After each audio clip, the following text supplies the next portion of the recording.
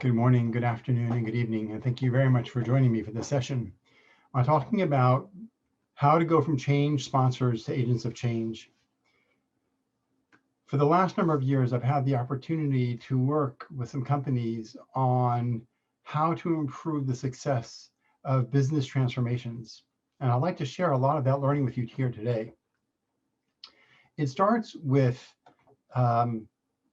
looking at the couple of different aspects of how change is initiated in organizations and how to take different roles than we've traditionally taken, especially at the senior leader level, and what making that change brings about. But first, I'd like to start with a story. And this is the story of what I call the blue room effect. And maybe you've experienced this in your organization. I kind of hope that you haven't, but I imagine that you might have. And if you do, then I think that it can highlight some salient points. So here's the story. One morning, a director or senior executive walks into his team meeting and he announces, he says, we need to paint conference room B blue. Make sure that gets done. And the people around the table, his team says, sure, we'll make sure that gets done. The rest of the meeting continues and they talk about business activities. The meeting ends and the chief of staff says to Bob, one of the leaders in the room, Bob, I'd like for you to lead the blue room project. And Bob says, no problem. Bob goes back to his office and he calls up one of his project managers and he says to her, look, we need to paint conference room B blue. I'd like for you to go ahead and scope it out and give me a time frame and a cost analysis of what that's going to take. And she says to him, no problem. What is what's the due date on that? And he said, actually, I don't know what the due date is, but let's just get it done as fast as possible. She says, sure. She goes ahead and organizes her project team. They go to conference room B. They take a look around. And one of the people says, what are we painting blue? Are we painting the walls, the chairs, the table? What needs to be blue here? Another person in the project team says, what color blue? What shade of blue? And then another person on the team says, why? Why are we painting this room blue? The project lead says, I don't know. I don't actually know the answer to your questions. Let me go find out. So she emails Bob and she says, hey, we went ahead and looked at the room. We've got a whole bunch of questions before we can give you a time frame and cost analysis. Bob looks at the list and he says, okay, I actually should have asked those questions as well. And so he's thinking about how to email that set of questions to the executive leader. Meanwhile, it's already realistically, it's a couple of days already has gone by. He finally sends the message to the leader with those questions. What are we painting blue? What's the color blue, and why? And the leader gets this message during the middle of his day. He starts to read it. He realizes it's more than a sentence long. So he says, okay, this is also not critical for what I need to do today. I'll put it in my read later list. Come the end of the day, the leader goes ahead and he reads the email. And as soon as he really starts looking at this email, he gets very frustrated. It's almost a week since he gave this assignment out to his team and it's still not done. He expected it to be done right away. And he's just frustrated that his team weren't more proactive, didn't ask these questions right away, and so on and so forth. So he shoots back a message.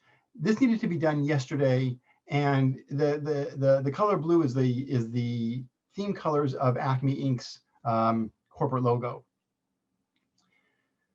Bob gets this email in the middle of the night and realizes, oh boy, okay, things are bad. So the next morning, he quickly walks into his boss's office and he said, look, I'm sorry, my bad. Let's just get this solved. Can you help me answer the other questions? What needs to get painted and by when? And the boss was like, Acme Inc. is coming in for a big meeting in 2 days from now. The room needed to be painted already so that there was no more smell of paint, that they don't recognize that we've done this for them. But we're really trying to make a point, and it needed to get done already. And I can't believe you guys haven't done it. And, essentially unhappy boss. Bob takes this message. He quickly calls up the project manager, and he goes, look, stop whatever you're doing. Get your project team together, paint it blue right away. This is the color, just get the walls done. And you got to make sure that somehow it doesn't smell like paint because there's a big meeting in there 2 days from now with Acme, and it's got to be perfect. The project leader says, oh, I've got 5 other projects that are in play right now. He goes, make this your top priority. So she has to go call the other leaders who she's working for, put all of the projects on hold. She has to get her project team together. They've got to put their stuff on hold. They run out to the nearest paint store. They find out this color is not easy to get. They can get it, but it's going to cost a premium cost, and it's going to be a rush job. They have to get the painters in, rush job. Everything is being paid double the price or triple the price of what it needed to. Short story, or making the story short, they get the room painted and it gets done, but the costs were very high. The disruption to the project teams was very high. The impact to their engagement, to their levels of happiness, of trust in Bob, were all impacted. And for what? As you listen to my story, do you resonate with it? Have you experienced similar situations where you didn't have all the information that you needed to do the job? By the time it happened, it became a rush job, and it just wasn't a positive experience. Unfortunately, I have experienced this all too often. I've seen it all too often, where the information that we need is not given up front. It's not even thought about. It's not requested from the people who should be thinking about it, or ideally would be thinking about it. And ultimately, we run into this mess. Realistically, however, most change programs that I'm dealing with are much more complex than the Blue Room effect. However, the elements of the messaging, of the intent, of the way of going about it is really very similar. So when we think beyond this example of the Blue Room, what are the elements that are missing? And I imagine that you thought about them as I was telling this story. You thought, oh, well, they needed to know the why, they needed to know what, and so on and so forth. The challenge is that, it's all very easy to be what they call in America the Sunday quarterback, where we can think about, or the Sunday couch quarterback, where we can think about what should have been done. But when we are the ones in the hot seat, when we are the ones who are leading or directing, how good are we about giving all the things that are necessary there? So we know that every project, especially when we were asking people to change, they need to understand what is the purpose of the change, why, what is happening, why is it happening, what's it here to achieve, what's going to be that result. It's extremely helpful if we have a good understanding of what the change journey is going to look like, because change doesn't happen like a light switch. It's not on and off. It's a process. It's a program. And there's stages of change along the way. And the more that we know what to expect as we go through the change, the more effective it'll be. But more than that, the less resistance that we'll tend to have, because what brings up resistance to change is the unknown aspects of it, not understanding what it is. There's other reasons for resistance, and we're going to talk about some of those later. This is a key element, is not understanding what to expect along the way and what it's going to look like at the end of it. Once the change is complete, what will that nirvana look like? So the elements that are necessary for people to really get on board with change and for change to be successful is, why is the change happening? How does this change benefit the company? What to expect along the change journey? What will it look like at the end? How will this benefit the employees?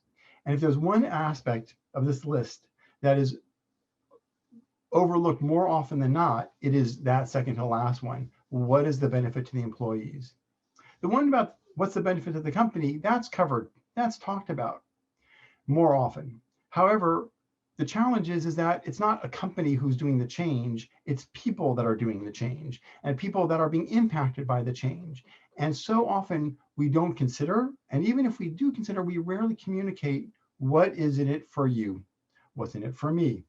And if we want to lower resistance, this is another element of, in addition to the unknown piece, is what's the benefit piece? Why should I care about this change? Oh, it's good for the company? Okay, but why is it good for me? So a key one.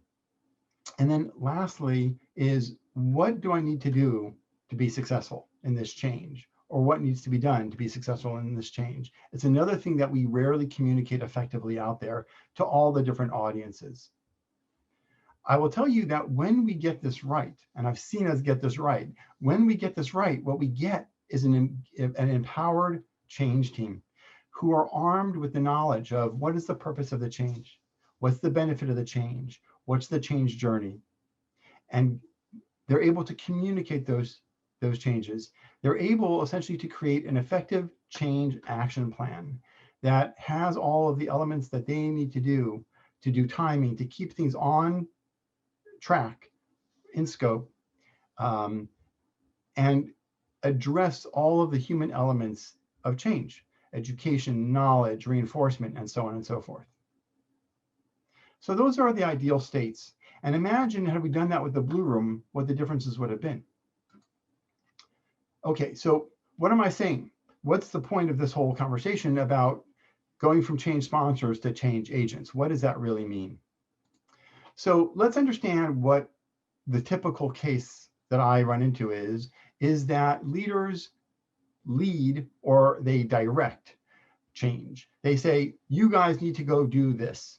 This is the change that you need to do. And mostly when I sit in the conference room talking with leaders about strategic change, their big focus, and rightly so, is on what are the business results that we are trying to achieve? What are the business outcomes that we are trying to get? And it is rarely that they talk about what are the people aspects of this change. And that's the missing piece. Because when leaders are talking about the business reasons for a change, they are essentially going through a process, an evolutionary process themselves of thinking about, well, what they want to do, and then working through the different stages of, or the different elements of what the business actually needs to do to achieve that change. Even though they're not thinking about the people aspects of change, that evolutionary process is really the ultimate why, the ultimate purpose of it. And without them then connecting that to the people, that's why a lot of times when we hear about change initiatives, we're told what to do and not why we're doing it. When this happens, what we really, what we really experience is a change in our executive leaders and in our senior leaders going from change sponsors to change agents. And the three key messages that a change agent will always make sure that they're thinking about and communicating is, what is the vision for the change? What is the purpose of the change? And what are the outcomes of the change? So why we're doing it, what are we doing, and what are the benefits of it? When this happens, what's been beautiful is that the whole conversation expands from just focusing on the business results to thinking about the other human aspects or the people aspects of a change initiative. The first of those is the magnitude of the change. And magnitude comes in two forms. One is, what is the magnitude of this change to the organization? How complex is it? How complicated is it? How many different groups is it going to touch or require something from? The second aspect of magnitude is, what is the existing magnitude of change that's already happening across the organization from other change initiatives? And how does this magnitude overlay on that magnitude? And that we'll call a heat map. And the heat map essentially gives us information about change fatigue. Change fatigue is something that's wildly overlooked in organizations. Is how much change is the same person experiencing at any one time? And in today's world, it is huge. The amount of change fatigue that people experience is just overwhelming. And when we are experiencing change fatigue, we tend to drop the ball more often. We tend to give less focus, less care. Not that we're being not caring. It's just there's only so much we can do. We go into overload because all of these changes are on top of our day jobs, of the things that we are being measured on to deliver. And so when leaders start to be able to think about the magnitude of change of this event, on top of the magnitude of existing change, they can start to get a sense of that heat map, of that change fatigue. And then that can inform their decision about, well, is this the right time to do this? Even though there's a business reason for it, if it's not going to be successful because of the change magnitude and the change fatigue, we've got to plan our timing. And then the other thing that they start to think about is, what is the benefit? What is the benefit to the people? And how are we going to communicate that benefit to the people? And the people are not one thing. In a global company, there are many different types of cultures. There's many different value systems at play. There's many different cultural norms at play. And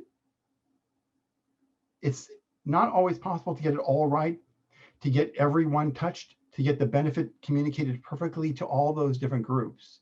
However, the fact that it's being thought about changes a huge dynamic. And the biggest change to that dynamic is how we start to communicate the change. When this has happened, well, it's been amazing. I've seen leaders who we struggle to get as sponsors to get up and be the voice of the change, going from pushing them to them asking us to communicate more frequently, more regularly. And when they communicate at a different level and from a different place, like in their heart. They communicate from thinking and talking from the place of the people, of their audiences. And it makes all the difference in the world when I'm not talking about what you need to do, but I'm talking about what we need to do. It's massively different.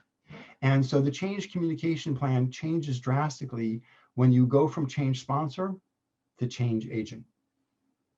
Ultimately, as I said, what you're getting is an awareness of, is the timing for this change right? How we communicate, how frequently we communicate, and the way we communicate, going from you to we changes. And then ultimately our action plans are more adaptive and more realistic, so we get a more successful result all along the way. What's the benefit of that? The benefit is a much more engaged employee base. It increases and improves psychological safety, trust, and innovation within the teams because they are not overwhelmed. They feel paid attention to and cared about and understood in a way that is often missed when people are not considered at the areas, at the higher levels, at the strategic levels when change is being planned. The other huge benefit is to the company because the change programs have a far greater rate of adoption. And ultimately, this is something that a lot of times we don't really track well when we do a change program, which is what is the rate of adoption, not the rate of completing the rollout on time, but how many people are actually using it. And this is an interesting thing because I remember talking to an executive at Microsoft who was telling me that the number of features that exist in Excel, for example, and the number of people that are using all of the features in Excel is hugely different. Excel is a wildly powerful tool, but the number of people who know of those features and utilize those features is much, much lower.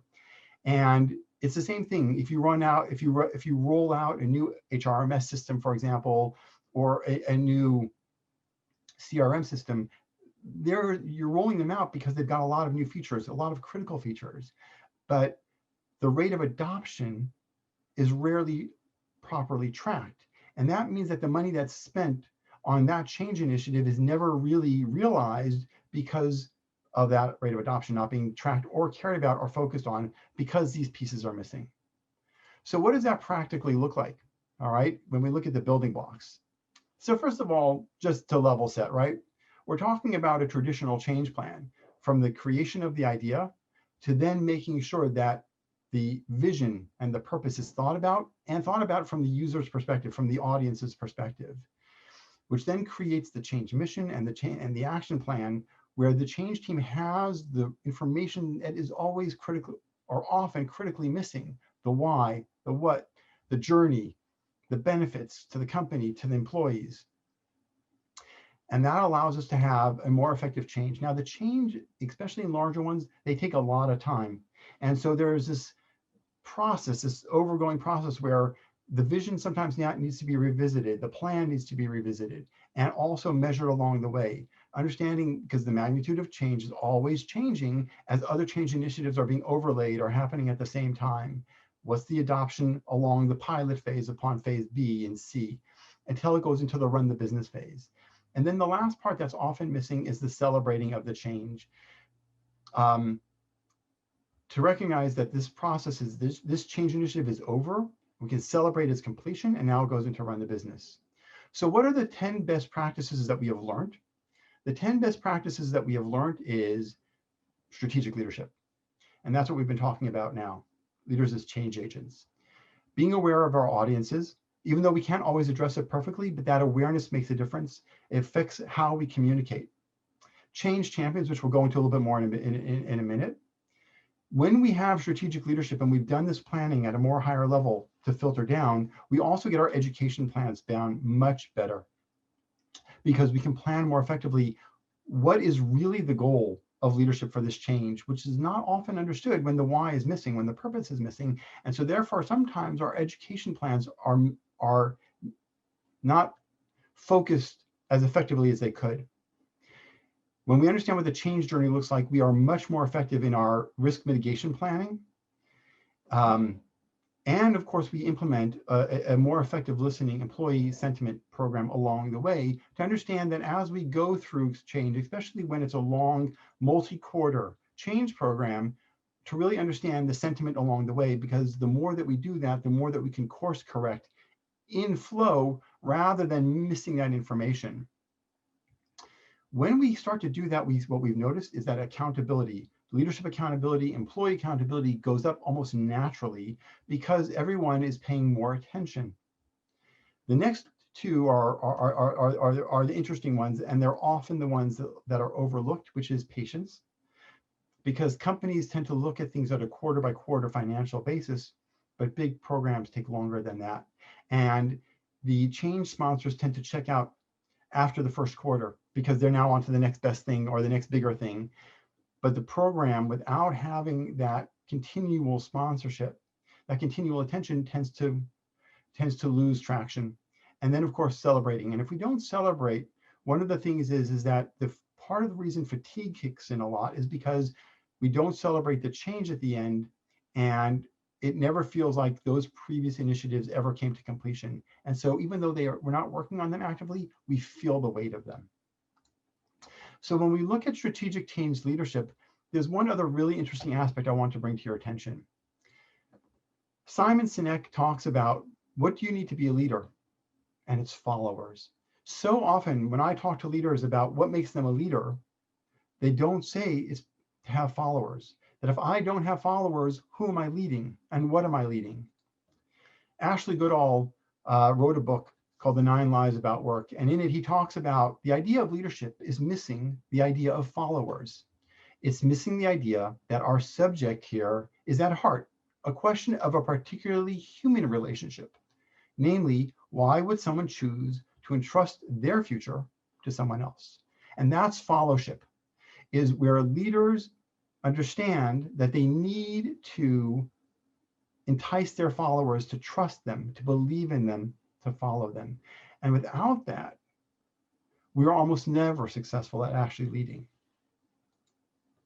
The next part we've talked about is really being aware of our audiences and what our audiences need to buy in.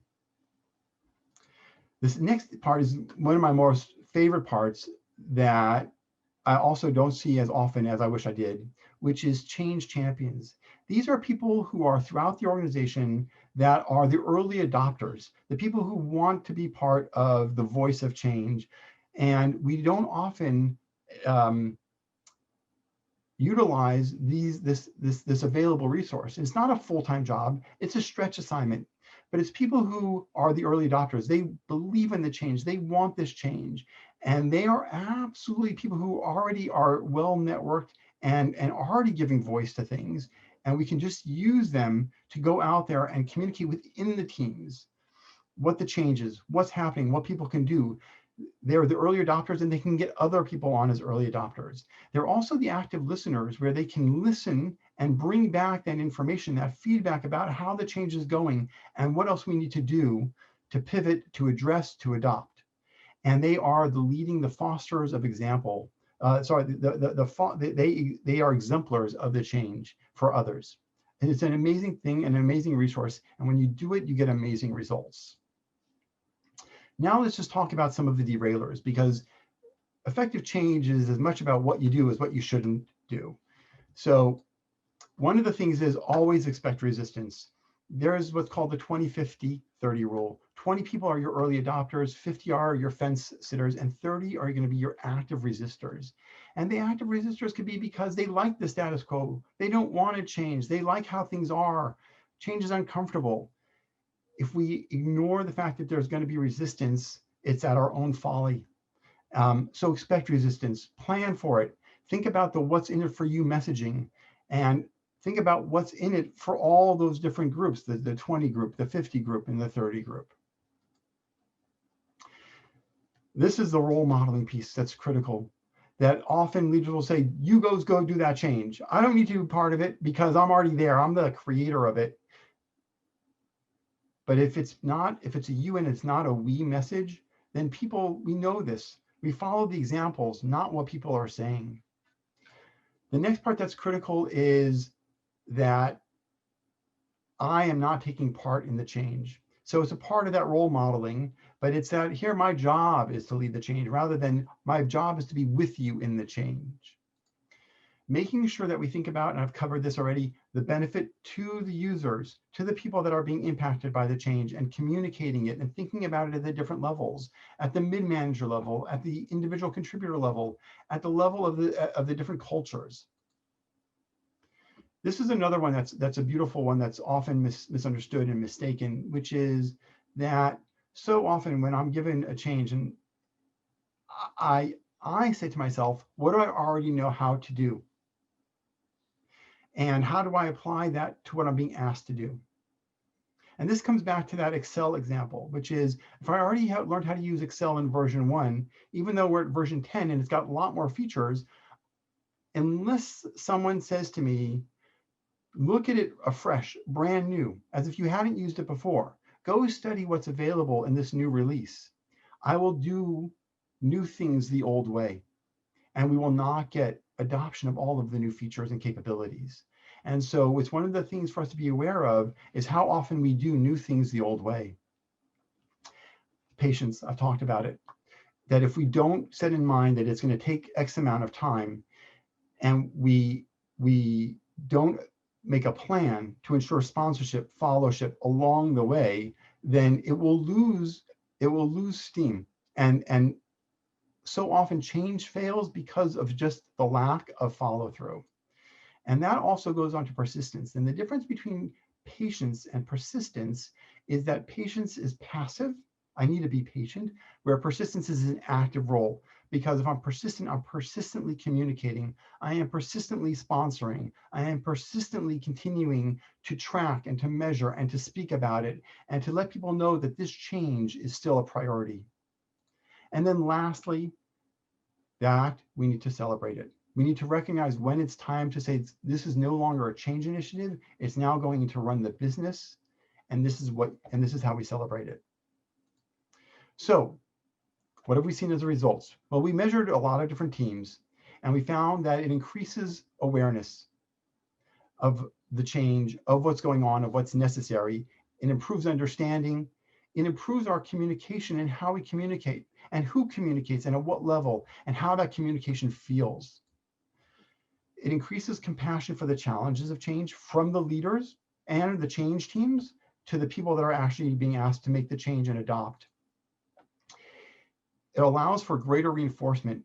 The neuroscience of change says that we don't change quickly, and we have a natural inclination to go back to doing things the old way.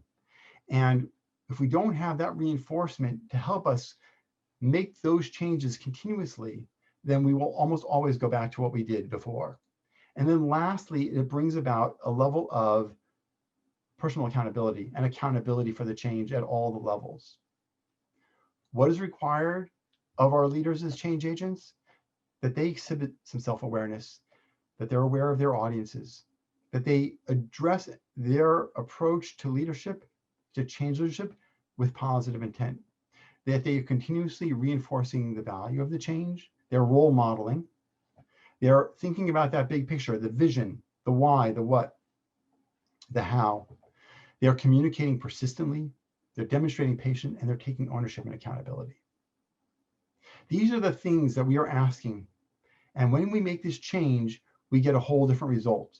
Just imagine what would have happened in the blue room had this happened up front, that the senior leader who came in the room said, we need to paint conference room B blue because Acme is coming in next week and we're making a big pitch to them and we want them, and that we want this to be one of the elements that helps convince them that we are the right vendor for them. And if that leader didn't say it, then the people around the table, knowing that the vision and the mission were important, would have said, why? Why are we painting that room blue? What do we need to know so that we can go organize the teams effectively? So my question is, what type of leader are you going to be now? Thank you very much and have a good day.